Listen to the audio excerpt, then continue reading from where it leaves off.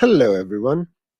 It's one of those days where I click go live, but I didn't actually click it, and I'm looking at my feedback monitor, and it's not coming online. What?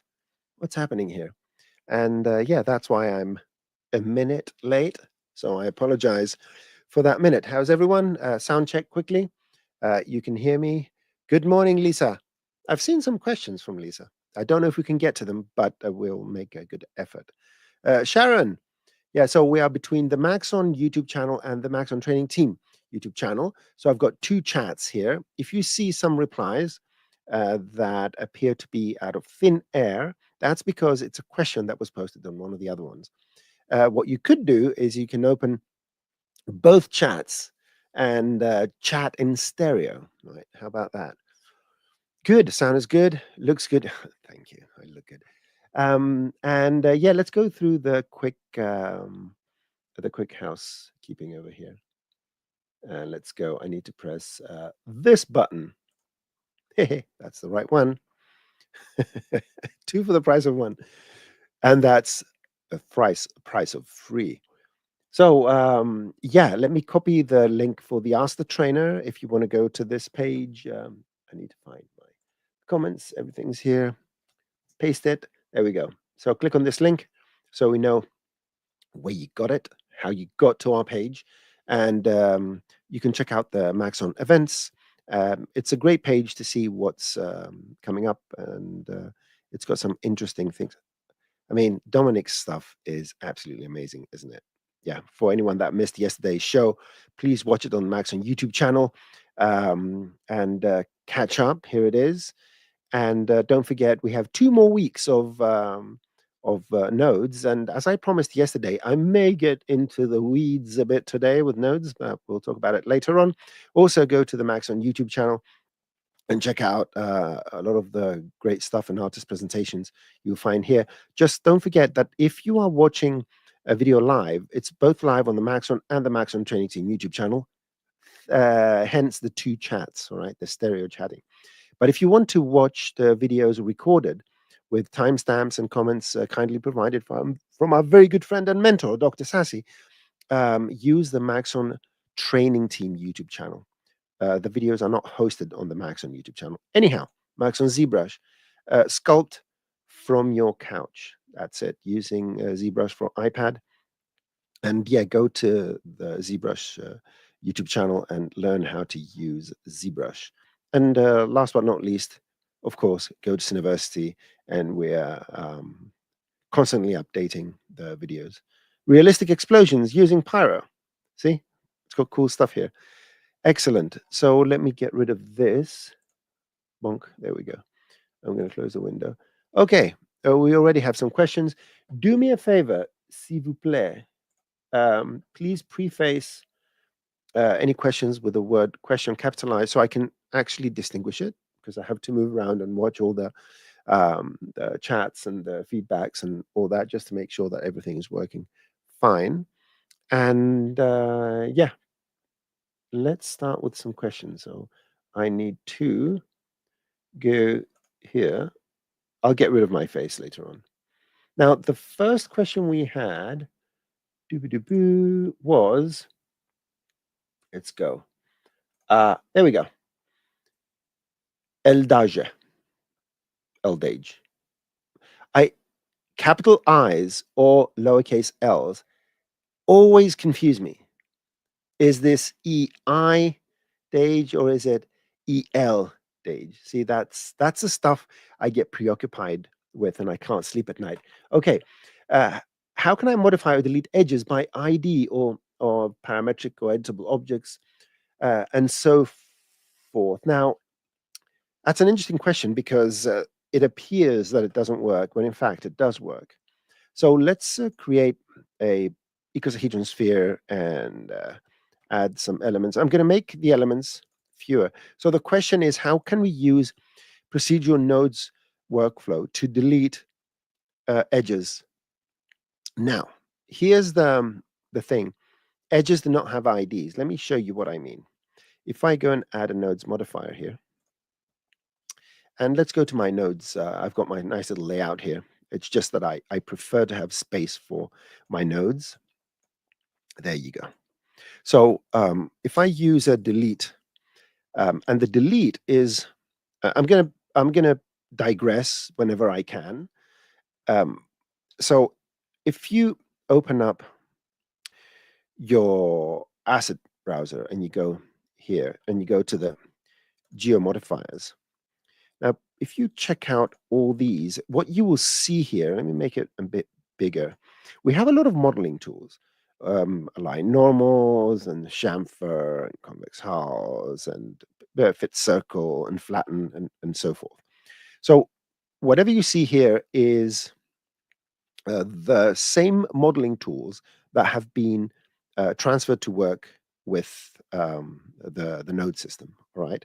Which means that you can do a lot of things procedurally just by stringing together various of these nodes. Okay, just like you would do if you're modeling. Now the question becomes, okay, this is delete, and this is the same delete as selecting points, polygons, or edges. So let's assume I had my sphere here and it was editable, and I go to point mode and I select 1 or 2 points and I press backspace or delete. That's the delete we're going to do now. Okay. Now with edges, you select an edge and you can delete it. But here's what happens in nodes. In nodes, you would say, okay, I'm going to connect this up to intercept the incoming geometry, which is the parent, and delete. And you go here and you say, huh, I know how to do this. I'm going to delete edges, and I'm going to delete the edge with an ID of 1. Oops. Where's 1 to 10? Maybe it's somewhere I can't see it. Nothing actually happens. The reason is quite simple and is as follows. Edges in Cinema 4D do not have indices. If you go to your options, you will see that we have polygon indices and point indices. That for the same reason, we don't have edges, edge indices. The way an edge is defined is by the points. So let's go here. Let's select this. I can be here. Let's say I want to delete this one here, this edge, right? This is the edge that is defined by points 40 and 31 in any order. So if you go here and you type 40 underscore 31, that deletes the edge. Okay. So edges is a special case and requires you to use the syntax of the 2 points that define the edge connected with an underscore. Okay.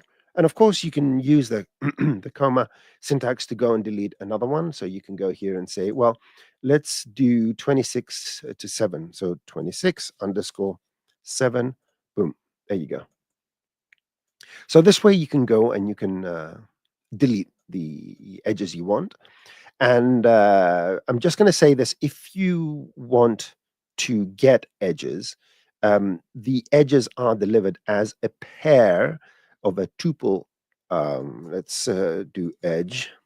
Somewhere around here, there is edge info, for example. And you can see that for the edges, you have the point index for A and point index for B, so all the positions and so forth. So the edges are always defined by the 2 points that make them up. Okay, so that is the answer to the first question. I'm going to do sound effects from now on. Excellent. So let's see if we have any questions in the. So we've answered that from El Dej. Let's go down. Yes, Donovan's Lisa, Donovan's videos are extremely good, and just spread the word so more people know about it. Mate, let's see. Is it possible? Let's see. I don't know. Is it possible to cache the Voronoi fracture when the detailing option is enabled, so it doesn't have to recalculate everything every time the project is reopened? If there's no, no, I don't think you can. it's a procedural object. So my unless there's a button there that says cache it, no, you can't do that, unfortunately. Lisa's question. How to modify your interface to have particle panels? I couldn't find recent tutorial. What? I made a tutorial about this. Lisa, let me show you where it is. Let's go. So if you go here and look for, so Cineversity, tutorials, and you will search tutorials, all tutorials, and search particles. So where's my particle series? There you go, series, particle series, and objects and settings. If you go to the playlist of that, in this video, we are going to stop at you. This is the second series. Sorry, it's not the objects and settings. It's the other one that is called overview. There you go. You go particles overview, interface objects and settings. Right. In the interface objects and settings, I'm actually showing you how you would go about creating an interface.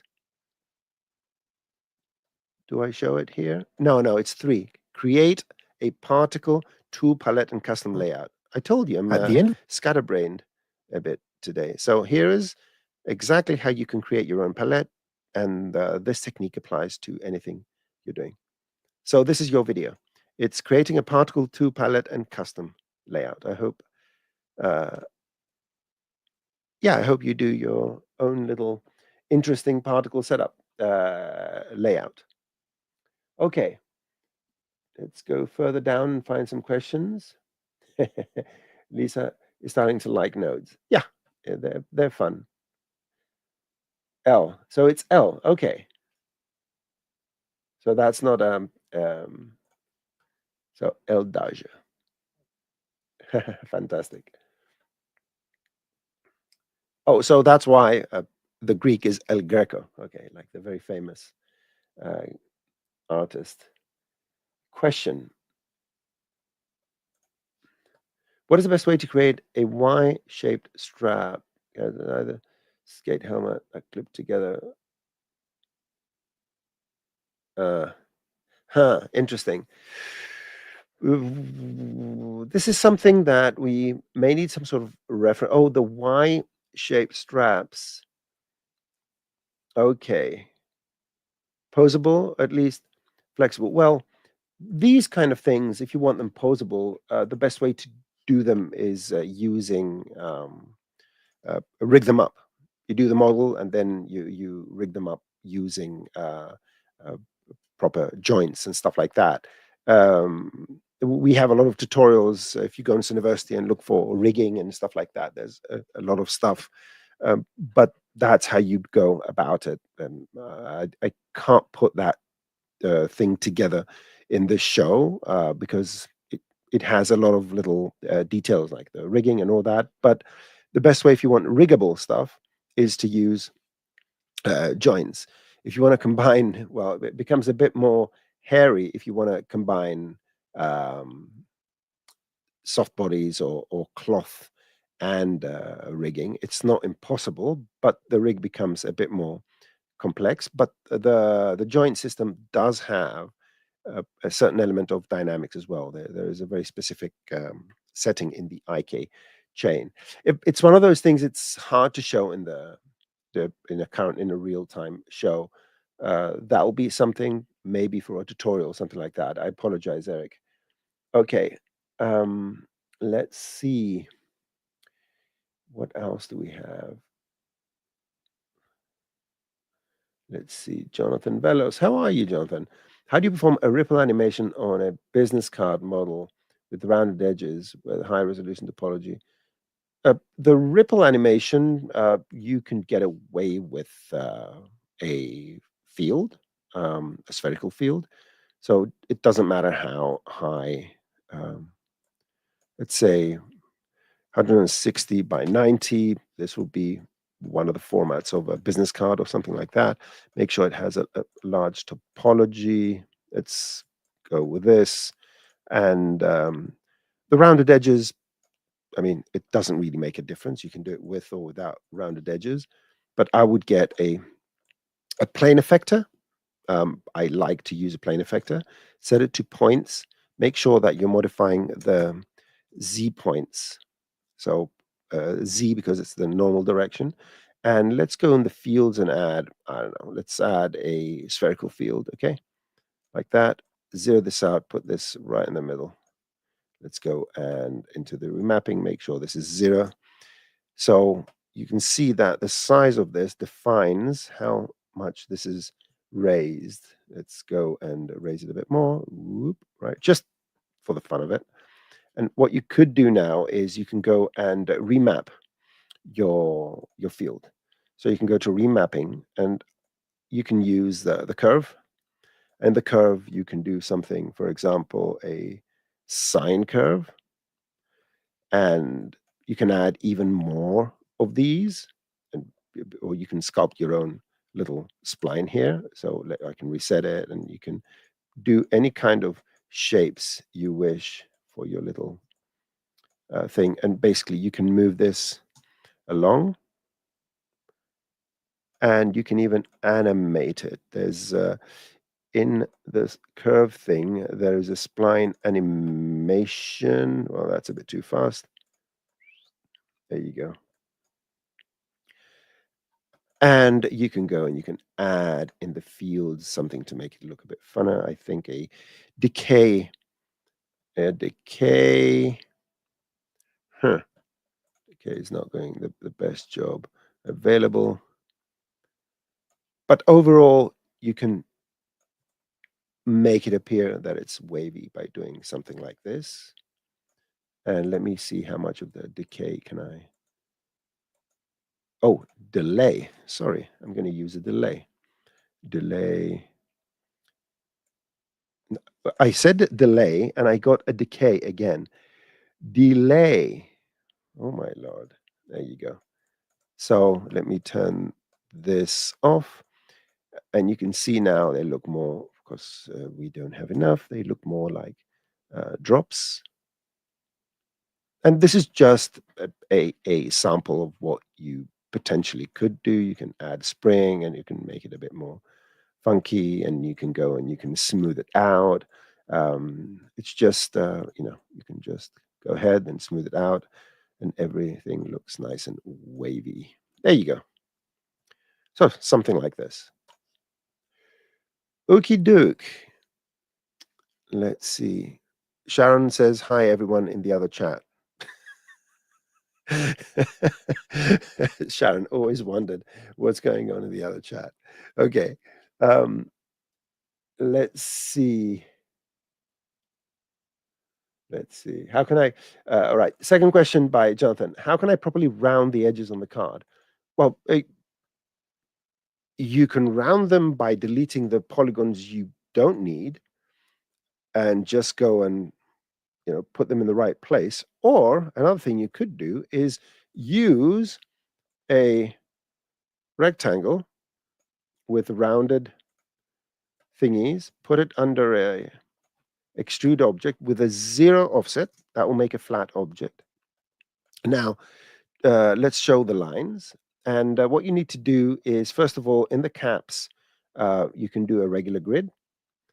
And you can make it as small as you want here. You can make it quad dominant, so all of them are going to be quads. But look at this. The straight lines don't have subdivisions. Look at that.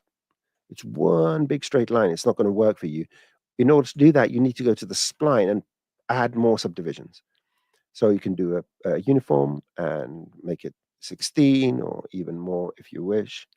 So now, there you go. You have all your beautiful little roundings. Make sure these, it depends what you're going to do, but there you go. So I can take this, let me put it on another axis. Let's take this and put it in the other file and just copy these two deformers, make a null. I'm going to make the child hierarchy method, and I think this is going to do exactly the same thing that the other thing did. There you go. So here's your rounded corners and everything else you need. Boom, exactly. Boom. Okay. Oh yeah. Let's go to this, Eric. You can do it using a cloth or something like that. There's not one method to do this. You, you can do it using many methods. It depends what you want to do. Good. Are we supposed to be live? Linear drift. We are live. It appears that everyone can see it live. Linear drift. Depress the pause button. Are you with us? Okay. So let's see. Chamfering. Now, when it comes to rounded, rounded corners and all that, it's good to start learning how to model nicely using subdivision surface modeling. So, yeah, that's a topic for another episode. Now, let me go and address.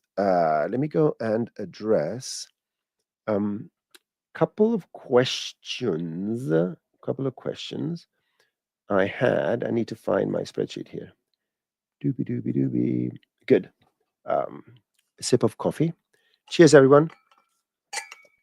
Good. Now, let me go here. All right. Let's start with a question by CJ. I'm going to copy the question. I'm going to create a banner. I'm going to paste it in the banner, and I'm going to show the banner. How can you mock something like a projector in Cineversity? How to take a square image and make it emit in a cone shape like the light of a projector would emit? Okay. Depending how many people are interested, this is the effect here. I'm just going to show you. There you go. So this is the projector. It's a spotlight, and here it is. And you can see whatever is closer will look smaller, and whatever is further will look bigger. So it works properly. There you go. And the setup is it's quite simple. Let me create a new. I'm just going to grab the cubes because I'm too lazy to model cubes. New document. There you go. I'm going to get a spotlight. There's a spotlight. Let's take the spotlight and make it shine. There we go. So here is a spotlight. Let's move the little bugger here. Good. And something that was added in 2025.1 was because it didn't work exactly the way we wanted it to, is that if you go to any light and you add a graph, now you get a proper graph. And apparently it works. So let's go and bring the most beautiful image you've ever seen. And that's me. So go to the temperature. If you haven't used this node, go check it out. It's the RS light material. So let's go to the color, expose it, control, click on the dot, exposes it. Let's put the most beautiful image in here. And great. And now let's go and render. Or render. There we go. So there is the projector. And if you want to have a bit of, the haze I did, all you have to do is add a redshift environment. It's massive. And the way to tone it down is you go to the light, the details, and over here you have the contribution of each and every type of ray. These are all different types of rays. And there you go. So that's how you do a projector. And you can play, I think you can, you can play movies in there. If movies don't work, contact support. But this is how it works. There you go. So that is the projector. Hopefully it provides a solution for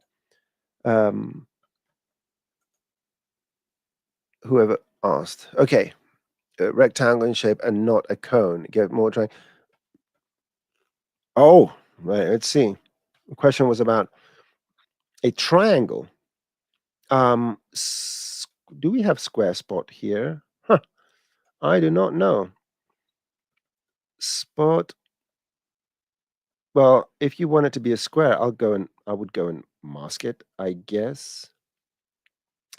That's what I would do. Spot, spot.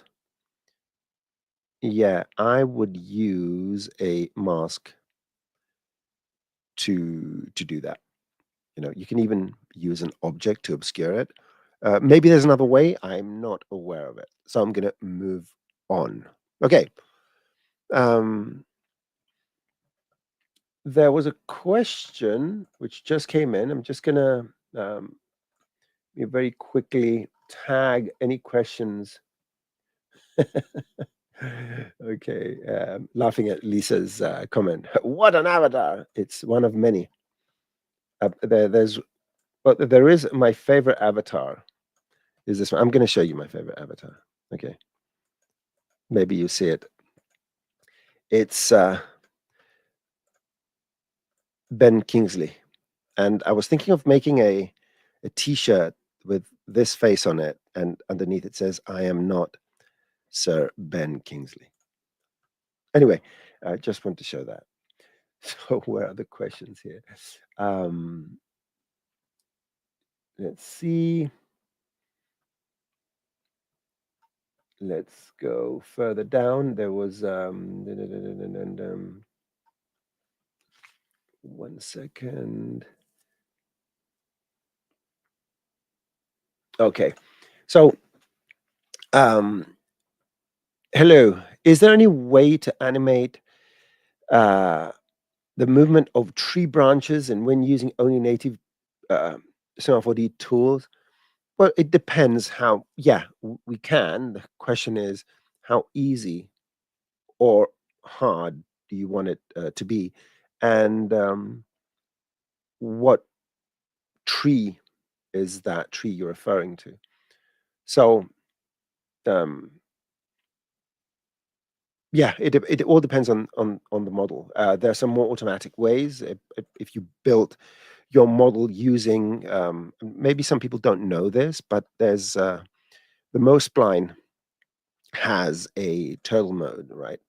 And the turtle mode allows you to use it's a very specific kind of programming, go straight, turn right, turn left, and do something like that. But in any case, the whatever you do with the most splines accept forces.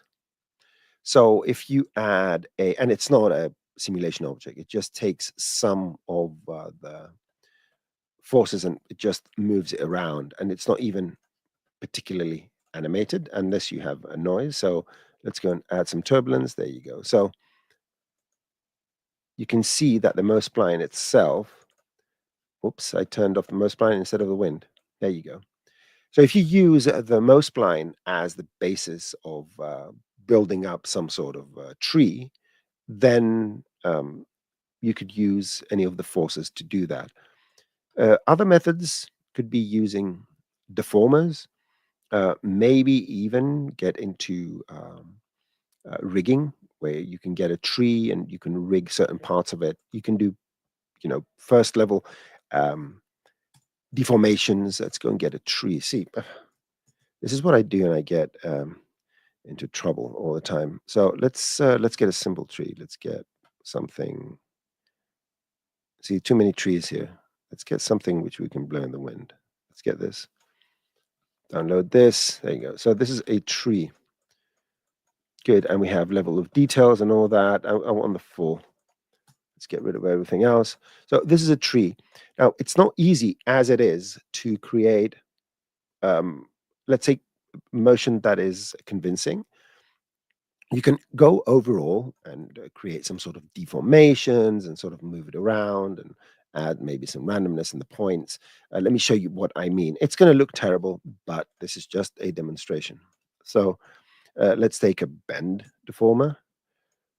This is just a demonstration. So you can sort of do things like that. And so you can create an initial motion doing something like this. So just a plain deformer, okay? Now you want the leaves to shimmer a bit, create a shimmering thingy madoodle. Let's see what's what is leaves? Do I want to split it? Maybe you want to split it as well. But let's see what we can do over here. It's not going to look good, but hey, you know, what can we do? Let's add a. I'm gonna add a random effector just directly. So let's get a random effector because I've told you I'm too lazy to do everything. Random effector and set the deformer to points. You can see this is going to be a bit too much. Let's go to the random effector in the effector tab and set this to some sort of turbulence. So it's going to do stuff. And let's go to the fields and drag one of the polygon selections, right? The twigs. So the twigs now are moving. You can add another random, and of course, make sure that the values are quite small. So there you go. And let me show you my Andy Serkis performance. So we have leaves and we have bend deformer. Look at that. Can I get an Academy Award for imitating a tree? But this is the idea that you go and create subtle motion, which anyone that goes close enough would say, what were you thinking? But from a certain distance, this may look like a shimmering tree, and then you blow, and the tree bends. So something like this, and this is the easy method. Okay, so you can even rig it. If you really want certain parts of the tree to do very specific things, you can split it apart into various groups, and just use a joint chain to move the tree and some of the branches, and make sure that the leaves are still attached to that, and they're going to move, and so forth. Don't put a cloth tag and expect things like this to work, because everything is overlapping. The alpha channels are created, the transparencies are created using alpha channels. So you're always going to have overlaps. This tree was never meant to be used as a simulation asset. Okay.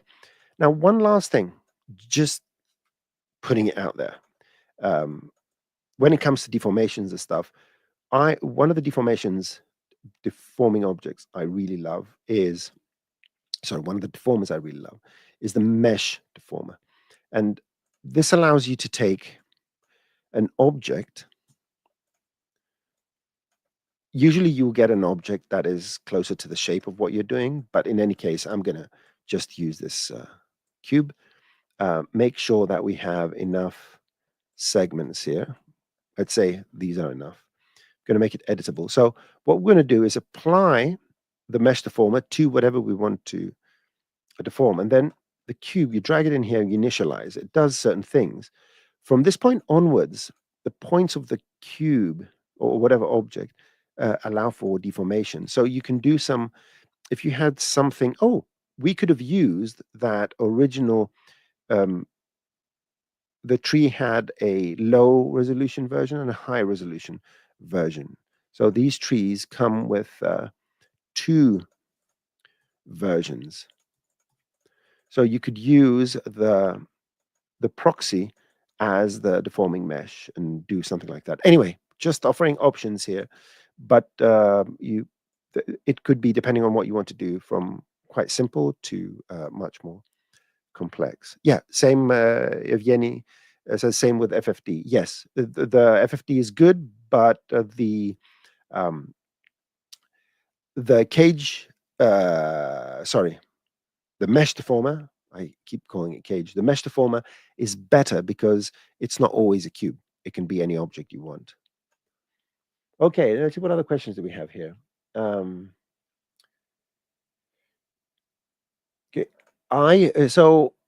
when I apply the material to an alembic, the material does not stick to it. It swims. It's being projected and not mapped. Right, so I plan distillation, etc. This is something you. You if you have to apply it using UVs, that's what you would need to do, I think. Can you hit me up on Twitter with a very simple file, very simple file, just to remind me, let me go here. Yeah, on Twitter, X, Twixer, whatever. DM me so I can take a look at that. Okay, comments. Ben Kingsley. Yes, my brother. Let's see. Let's see, what else do we have here? Friend for deforming, yes.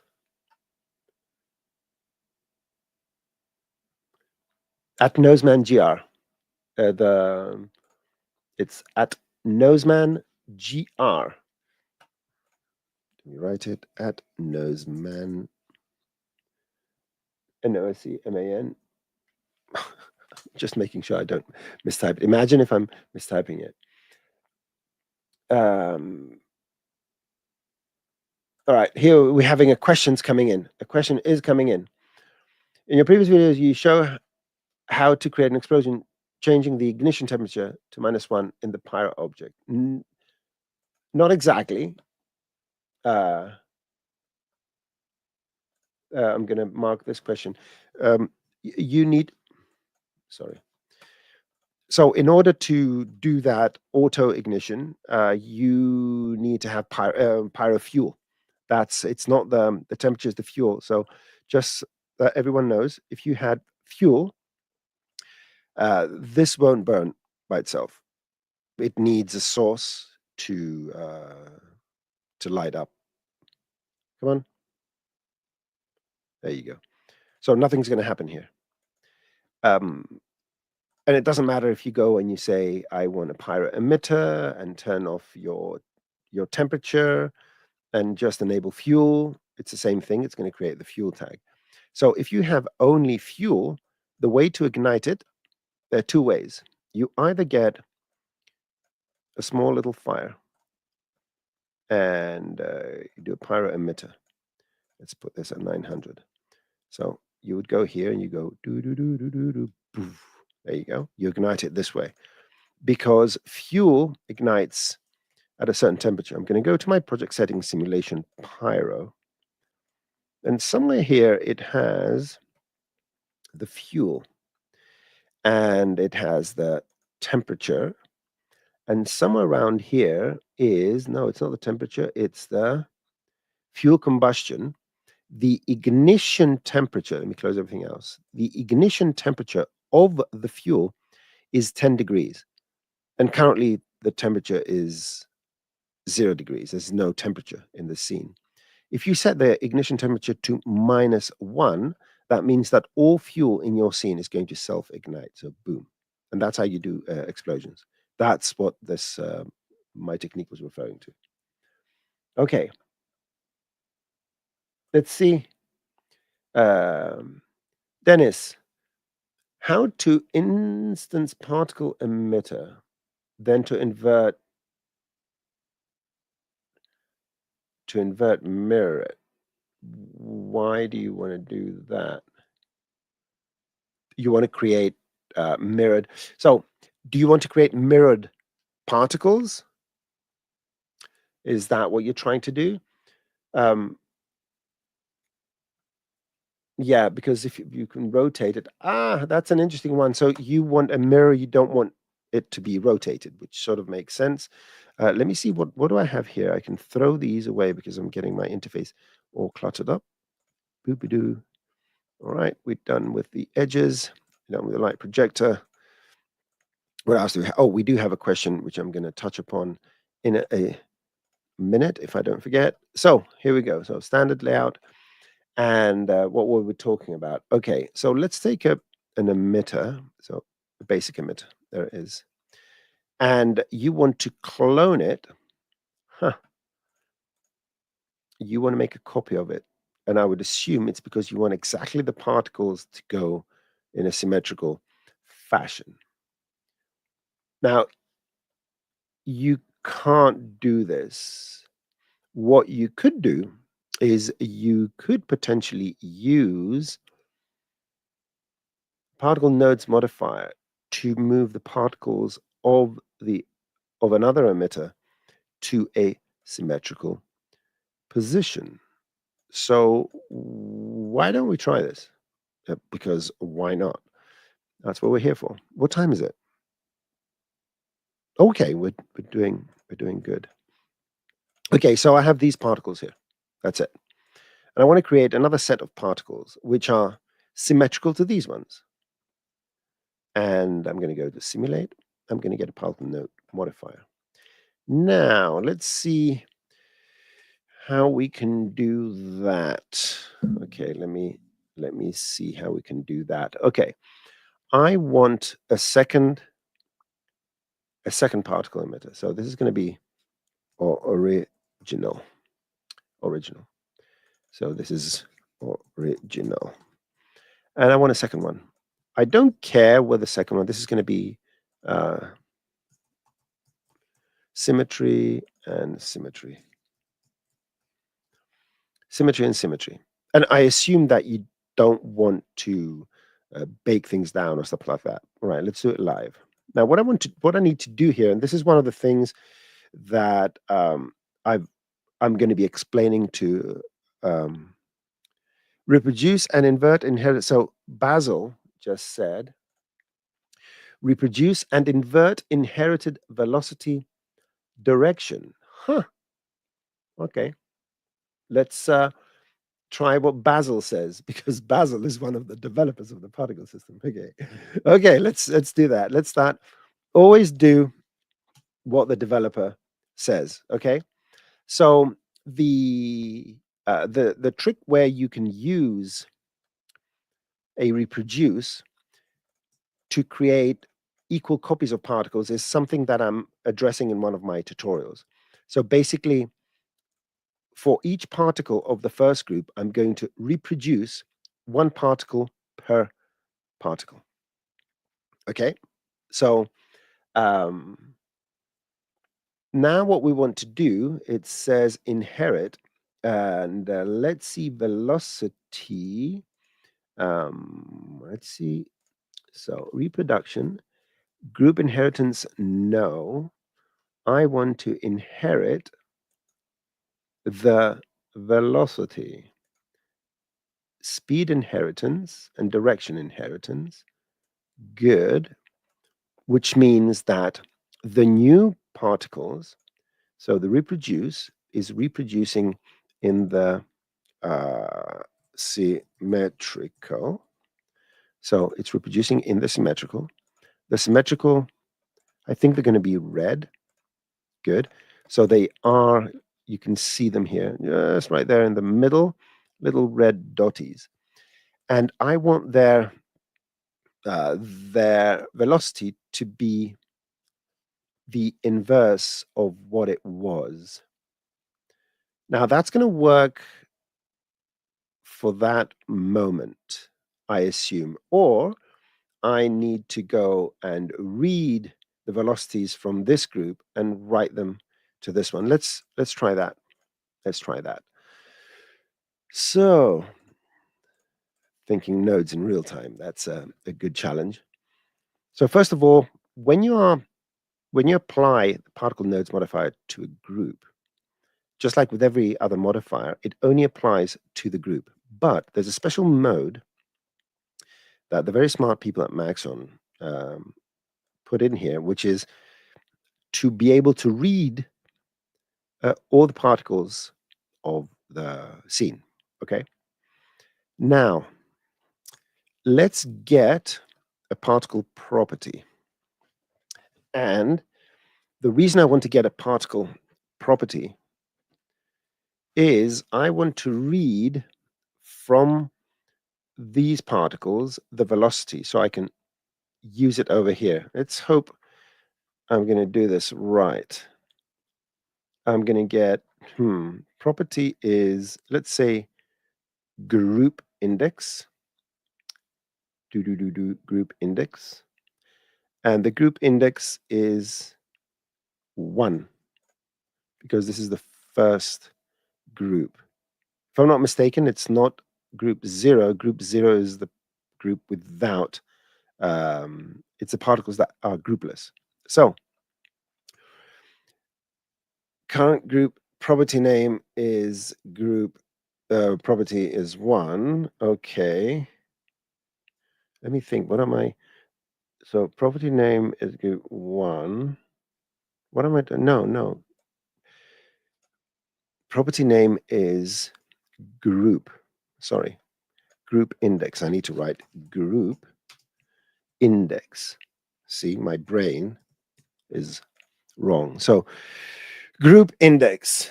Let's see now. This is this is one which I just need to calm down and take my time. So I'm reading the group index of all particles. Okay. And if they are, oh my Lord, how am I going to do this? I'm totally frazzled now. Totally frazzled. Oh, I know what I'm, do I know what I want to do? Do I know what I'm going to do? Oh, give me a second. One sec. I think I'm overcomplicating this. For this group, I'm just going to go and invert. So I'm going to multiply the velocity and with 1, 1 and -1. Let's see if that's correct. I don't know what's going to happen.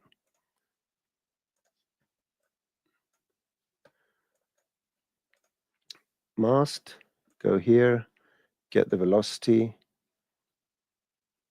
vector, getting my velocity, and I'm multiplying the velocity for the symmetrical particles by 1, 1 and -1. Basil, what am I doing wrong? Oh, it's all right. So what's happening is that it's doing it continuously. So it's, yeah, with every frame this executes, right? This is my, my bad. It, with every frame it executes, it negates the velocity. So it goes back and forth, back and forth, back and forth. Basil. Basil now is trying to excuse himself. But the velocity you can set to -100 to inherit the speed. Yes, but they, So I guess my mistake was if you do this, you only get the instantaneous velocity the other way around. So I guess you just get the velocity it's going, and the speed inheritance, I guess, would be minus. Is it speed inheritance to minus 100%? Something like that. And direction inheritance minus 100%. There you go. But it's not. Yeah, they're not going in the other direction. Oh, you can't get the direction inheritance. It's a speed inheritance. Okay. So this is a very good exercise to think about how to do it, right? So it's going in my notes. Give me a second. Let me write this down. It's apparently it's going to be something really easy. Symmetrical particles. And I'm going to add it to the list of tutorials I'm going to do. So that will be an interesting one, to create symmetric. Yeah, I'm a bit annoyed now because I should be able to do this, right? Yeah, I'm very much annoyed by this. So 0 and 0. I don't want any inheritance. I just want to go and read the points from one group and write it to the other group. With two groups, the method I would use is you go to the reproduce. All right, you go to the reproduce and you tag each particle with the ID of the particle that gave birth to it. So these particles are giving birth to these particles. There is a specific custom attribute in the reproduce that allows you to tag the particles of the reproduce, the ones that are going to go in the symmetrical, with their parents. It's sort of, I call it the who's your daddy custom property. And let's go and set it up. You go simulation, particles, you go here and you say add custom property. Make sure it's an integer. And let's say daddy. Okay. Oh, mummy. Right. Let's go mummy. All right. So it's sweeter. And so now all the particles, all the red particles, have an ID stored for the parent. So now you can go and you can get a particle node modifier and put it here, set it to all. And sorry for all these backs and forths. Get particle property. And the particle property I'm going to get, and let's make sure you go to the produce and you assign that. It's not enough to just go and create it. You have to go to the appropriate place and assign that. So what I want to do here is for each particle, I'm going to get the mummy ID. And then I'm going to get another get particle property, which is going to use a mode called unique ID. And basically you drive that unique ID with the ID you get from mummy. And from the particle that has the ID, let's go and get the position. So let's look at position. It's a vector 64 and it's a capital P. Capital position. There you go. So what's going to happen here is that now, look at the red particles. They're not moving with the green ones because they're static. If I connect this here, they're going to start moving with them because now they're getting each one of the particles, the red particles, is getting the position from its parent, the particle that, let's say, gave birth to it. So what I can do now is go and negate, let's say, the Z. So here's where I can do a multiply. And if I get the multiply, and basically the best way to do it is you drag it here, and it actually converts these to vectors. So x, y, -1. Now we should get that. There we go. Sorry for my brain freeze, but yeah. So now it doesn't matter where this emitter goes. It's going to create particles that are symmetrical. And depending on, now that we know the positions of one side, we can actually create our own symmetry planes and do stuff like that. But this would be something something to consider. Now, again, these techniques are techniques I am showing in the tutorials I'm making. All right. So there is stuff going on. What I want to do, one sec, because you are my peoples, right? You are the people that these are the tutorials that have been recorded currently. There you go. Sorry, I just want to tease you a bit. And the particle entanglement is the method I just showed you. In this video, we are going to take a look at a technique, right? So you are going to have robust and very detailed tutorials on what are we doing and how we're doing it and so forth. And again, sorry for the little brain lag. Okay, I'm nearly 60 years old, right? Give me a break. So, and if you do have questions, just send them across my Twitter feed or anything like that. So let's see what else. First of all, what time is it? Oh, we still have time. That's number one. Number two, let me go and check. If we have any other questions. So Dennis, now you know how to instance particles on the X and so forth. Good. That's taken care of. Okay. Metallic textures.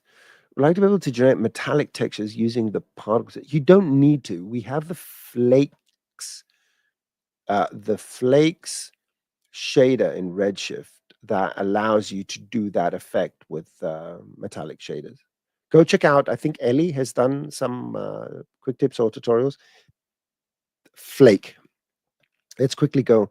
So if I go here and type flakes. There you go. So this is what you're going to use. Go check out a few tutorials, and you can create metallic paints with flakes. Okay. Ba-dum-bum-bum. Thank you very much, Phil. And we have more of those coming. And thank you, everyone, for your thank yous. Excellent. So just to let you know, it was Basil's fault that confused me. Okay. See, now that I've got a clear mind, I can blame someone for my shortcomings. And try that. That's a piece of advice. If you can find someone to blame for anything that you do wrong, and you can convince people of that, just do it. Okay. You may get in trouble, but that's a different story. What else do we have here? Great. People are happy. Good. Now let's go. Basil, that was a joke. Basil is not only a great developer, he's a very good friend. I'm looking forward to seeing him in our next meeting in Germany. Yep. And I love his hair, for obvious reasons. So I do have something I wanted to show. Yeah, this one over here.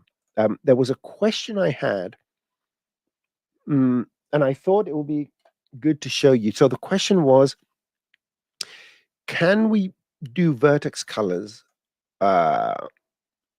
like on polygons when we draw? And you will see that there's a vertex color here that looks a bit different than the others. Let's take a sphere and make it editable. Let's go here, make it editable. And let's go and add a vertex color. Now, vertex color has these round little dots here. If you look at that, it's got round dots. And if I go and select some polygons here, let's go and select polygons with the selection tool. And let's go over here and apply selected. And you can see that because it's applying to the points, it sort of creates these gradients outside that. What if I want this color to only be confined to the polygon itself? Well, there's a mode. If you go to the vertex color, the vertex colors in the tag here, it says points only or polygon points. If you switch to polygon points, they become square. And then if you go and apply selected, it will only fill the polygons without affecting the points. Now, we cannot colorize that way. We cannot confine painting. Let's see, can we? Can't we? Selected only. Yes, we can. There you go. So you make a selection, oink, you double click, you select your color, you make sure that it's selected only, and then you can paint in the polygon. So that's how you would do that if you want to paint le polygon. Okay, and that's it. Now, let's say we were points only. You can see that this is the problem, that these are the vertex colors, whereas these are the point colors. Yeah, it doesn't go the other way around. You have to go and remove them or undo. But this is how you do it. For the user that asked me, this would be the response. I love you too, Basil. Ding. I love your hair. Oh, I told you already. Okay, let's see. So in the Pyro output, there are parameters pressure per fuel. Can I do 2 fuel simulation at the same time, but with different pressure? No, unfortunately. The parameters in the Pyro settings, they control the whole scene. Now, if you don't want the 2 Pyro simulations to interact, you can always go and create different simulation scenes. All right, so you can have 2 Pyro simulation scenes. The problem is that they won't interact. So yeah, unfortunately, you cannot do that. Okay, do you recommend always cache the particles? Okay, render without doing cache. It depends what you want to do with the particles. It's better to cache. Caching helps you because you can scrub. and you can have proper motion blur without any problem. You can render a single frame, a test frame, if you go and you use the pre-roll. So in the render settings, there's a new button. It was added a couple of versions ago, which forces pre-roll for simulations and stuff like that, where if you're rendering frame 55 and you want to render in the picture viewer, what it will do, it will pre-roll before it renders the whole scene to get to that point with a correct simulation. Because although when we had the render view open, we could see it, when we rendered in a picture viewer, we couldn't do that. So with a pre-roll, you can do that. I suggest that if you're doing any kind of look development, you do cache. And the reason is that you have instant ability to move backwards and forwards without losing your simulation. With the other thing with simulations is because it runs on the GPU. Let me show you something just so that you know that it's one of those things. Uh, I have my particles are emitting and I stop at frame 46. Now I want to go back to another scene. And you can see I've lost my particles here. Okay, let me go back to this scene. Particles are gone. But if you cache them, you won't have this problem. So even if you want to go between two scenes and all that, now I have to go and replay the whole animation. If you just want to render, you'll be okay. Just to be on the safe side, just cache it and throw away the cache later on. Um, that's my advice. Okay. Yeah, Oliver is doing some great stuff. Yeah, Oliver is doing some Spanish tutorials, and he's a very good friend. Hola, Oliver. Very, very good friend of mine. So let's see a couple. I think I have a couple more questions. We're at the top of the hour. Oh, let's see. I think I have a nice little interesting one. All right, what does this say? How do you create a perforated grill on a speaker shaped as a human head? Want a texture to go around the head. Huh. Perforated grill. You want it to be a texture, I would assume. Well, with everything that bends, okay. I would assume a texture, right, Wayne? I assume it's a texture. Well, just make sure you have proper UVs.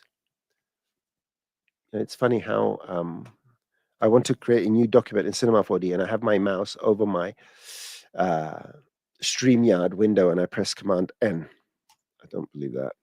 They're losing it. Yes, texture. Well, as long as your UVs are correct, you won't have a problem. So let's go and get a bust, the typical generic human bust here. And let's go to the UV edit and check this out. So for what you're trying to do, I'm not sure that having a head with a cut over here, because you will probably lose the continuity, right? Where you have your cut, you probably have to go and say, well, where exactly do you want to put that grill? And that part you need to sort of unwrap it in a flat way. So let me see if I can go around the head, like around the crown here. Right, let's give it a shot. So let's assume you want the UL. Let's try something here. I'm gonna go to my side view, Alt H to let's go here and get rectangle. Let's say I want the sort of speaker thingy to go around these polygons, similar to what we have here. In this case, it won't be a problem because the cut is on the back. So maybe you can get away with this particular, with this unwrap. So yeah, if you want to put it on the top of the head where two UV polygons are separated, you will probably lose continuity because the likelihood that the pixels that are in the image on this side and here to be perfectly aligned is nearly impossible. So in this case, you won't have a problem with this. You can even use a cylindrical projection to do this. Let's go with the cylindrical. Let's go with the cylindrical. And let's go to 3D view here. Let's go and get I'll make a subdivision surface just for the fun of it.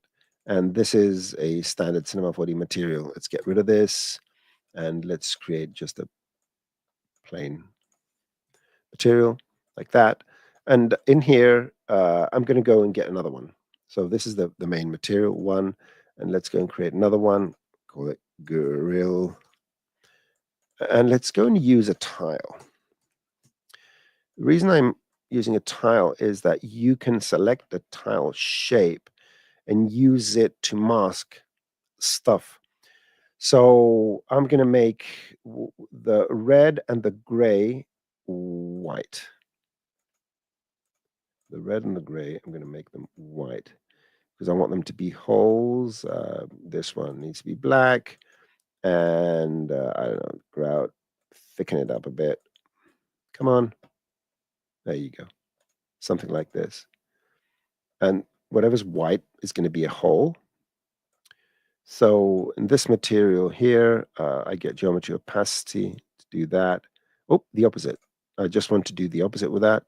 I'm too lazy to go and change 4 colors, so I'm going to do invert. So color invert. There you go. White, black, black and white. And you can see now it's got the little holes. So black is a hole. Sorry about that. Let's drag it here and make it cylindrical. Turn this on. I don't want to tile it. Let's go to my materials here, scale it down.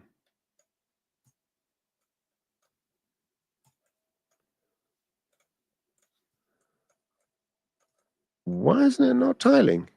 Why is it not overlapping? Oh, get rid of that. Let's see. I'm going to do it like this. I do not know why it didn't overlap the other one. If you can't get that to work, technical support. There you go. Let's see. So let's say this is the grill. Now let me try something. I'm not sure this is going to work, but I'm going to try it anyway. Where's my UV edit? I have my polygons here. Let me drop it here. That's cylindrical. 1 second. Right, I've got the selection here. Let me go and do a selection. Let me try that. Store selection. And with that stored selection, I'm going to use this. I have no idea what I'm doing, but we'll try it anyway. There you go. And maybe the other material, I can put it here, is that it doesn't make a difference. Okay. I thought I could stack them up. I haven't done stacking for a while. Yeah. Well, I will just go and create one material out of these. This is sort of the way you would go around doing something like this, or separate UV tag, and do UVs for both of them. Okay, I'll pick this up next time, or I'll do what Sharon says. So let me get rid of the polygon selection, and let's try to put this one here because I was under the impression that you can do it. Maybe it's because it's cylindrical, and if I do the UW map, what? It's the same color. What am I doing? Let's go here and make it red. If it's that silly because it was transparent and it's the same color, yep. That was funny. So tile, yeah. Well, that was funny. So let's go back to, let's see the projection here. And go to this. And let's make it bigger. Okay. And let's see the projection of the tile. Because I did some don't repeat, don't tile, length. Okay, so let me go and tile, but I'm going to control the repetitions. So 1 repetition, vertical 2, 3, 21 repetitions. Thank you, Sharon, for waking me up. I think I'm overthinking things. I think I'm overthinking things. And yeah, I would guess I need to do the opposite and remove the one underneath there or something like that. But in any case, this is roughly what you would go and do. You would need to remove the other material underneath because yeah, the stacking works. Don't make it the same color if you have transparency because you won't be able to see it. And that was a note to myself. Oh my lord. Let's see what other comments we have here. Let's see. So we don't need a separate tag. We need me to wake up. And thank you, but Sharon, thank you. You can do it. This reminds me of that film. You can do it.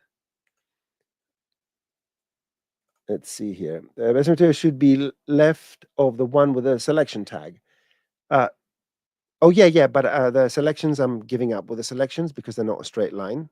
Look at that. They're not. They don't represent a straight line. So that's not gonna help. Yep. Excellent. So what time is it? It's 10 minutes past 12. Let me check and see if I have any other questions. There was a question about, can I simulate tilt shift effect with the redshift camera? As far as I know, you can. Yeah, you can use a tilt shift camera in redshift. You get a camera, redshift camera. Let's look through it. And it's in shift. There you go. This is the shift. You can see it from above. This is how you, so it keeps, yeah, and go up and down or left or right. I think the way the numbers work is 100% is the full sensor size. So if I take this cube, let's go here, just to, if I get this cube and put it right there where it's barely visible, right? And then put it on the other side where it's barely visible. There you go. So we have these cubes. And let's make them red so we can see them a bit better. There you go. So we have these cubes here. So start redshift. Good. If I set the shift to 100%, it should go right there. So it's exactly wraps around from edge to edge. So we have shifted 100% of the sensor size. So if I take this and set it to 0, you can see both of these tile exactly. Every 100% is your sensor size that way. So if I make this 200%, it's that. There you go. So that's the tilt shifting. Okay, let's see. We have. Oh, I love being on this. Being on the spot. Don't worry about it. Yeah, I'm not as fast as I used to be. So, but I'm very wise. So, noob question. Selection is a way to select more than one loop at a time instead of shift clicking one, then two, then yeah. There isn't. Sorry about that. There isn't. Yeah. Well, is there another way to do it? I can't think of anything now. But the question relates to if I have an editable sphere, for example, I go to polygon mode, where I want to select loops 1, 2, 3, 4, something like that. Yeah, that's the only way to do it. Unless, let me, can I select a loop from an edge? A loop from an edge. Can I select a loop from an edge? I don't know. I don't think so. But let's go to select. I don't know. Maybe there's something. Fill selection, path selection, front break selection. I don't know. Let's see if anyone did it. Yeah, I've seen. It's edges. You can't expand the selection because it's going to expand on edges. That there needs to be. There's a way to do it using nodes, but that's even harder. I think you can do a loop selection by using edge. I'm not sure. I'm not gonna do that now. Let's see, Sharon says something here. To use a second UV tag for a label or different material, you can use a material blender. Yep, and you put your second material with a hose and then and use an RS state with a color splitter. Oh, there's certainly there's certainly ways to do it. I was expecting for some reason for it to be easier, especially if don't do two materials with the same color with one that has transparency because you can't see it. Okay. Again, I have to repeat it many times because that was a foolish mistake. Okie doke. Let's see. I'm going to go for one more question. All right. This question is for Thor because let me go to banners, enter a banner and add the banner.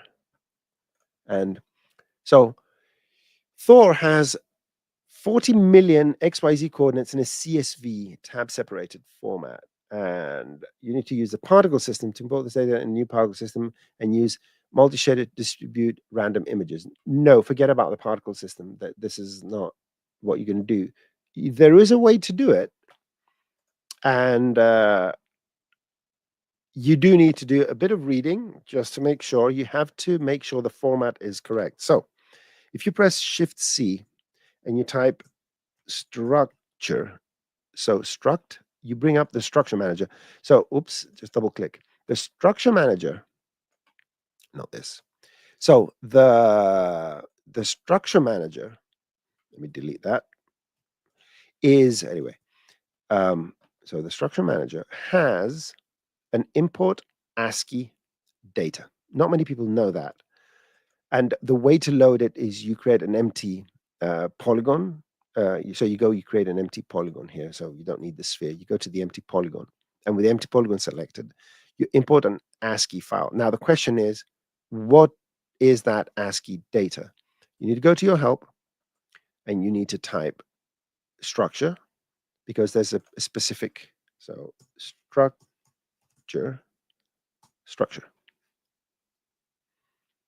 manager comes up first. And you go down here where it says file menu. And there you go. So import ASCII data. And you have to format your Excel, ASCII, whatever, your CSV file, so that it says point tab X, tab Y, tab Z. Then you need a unique ID for the point number, 0 to 40 million, and the XYZ coordinates tab delimited or something like that. And it will create a point cloud. Okay. And that point cloud, you can use MoGraph then to do it. Let's, because we're having fun here, let me go. I'm going to open a notepad. Let's try this. Let me go and copy this. Boink, copy. And let's see if I can paste it in here. There you go. So this is a cube. So point tab X, Y, and Z. Okay. And let me save this over here. So let me save as, just going to go to today's folder and save it as points.txt. Okay, it's called points.txt. And let me go here and open it. So we're here, close this and go import ASCII data. Let me go and find it. It's points.txt.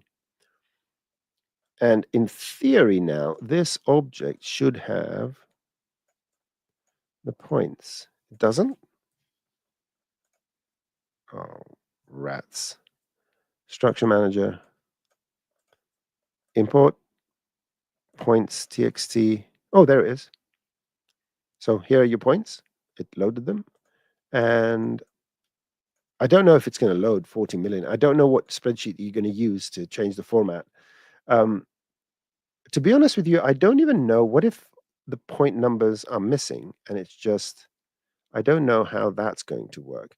But anyway, we have 4 points and you can go use a cloner and you can put, a disk, set the cloner to object mode and drag this in the object. Make sure it's vertices because it doesn't, not surface, but vertex. There you go. So each and every one of those vertices now has one of these disks. So yes, you can bring in spreadsheets. Now, how forgiving this is, I do not know. I'm under the impression that the point numbers are necessary. I don't know about the XYZ, but we will find out right away. Save as, and let me put this as 2 points, save, and let's go and try that one out of curiosity. So let's get rid of this. Let's go here, select all points, delete them, go to structure manager, and let's go and load the new one, 2 points. Yep, you don't need the X, Y, Z, or do you? Yes, it's missing 1 point. So it needs at least one line at the top. One line at the top. It doesn't matter what it says, but it appears to require the points. Yeah, that's yeah. Thank you very much, Sharon. And I think I'm a bit done for today. Let's see if any other comments. How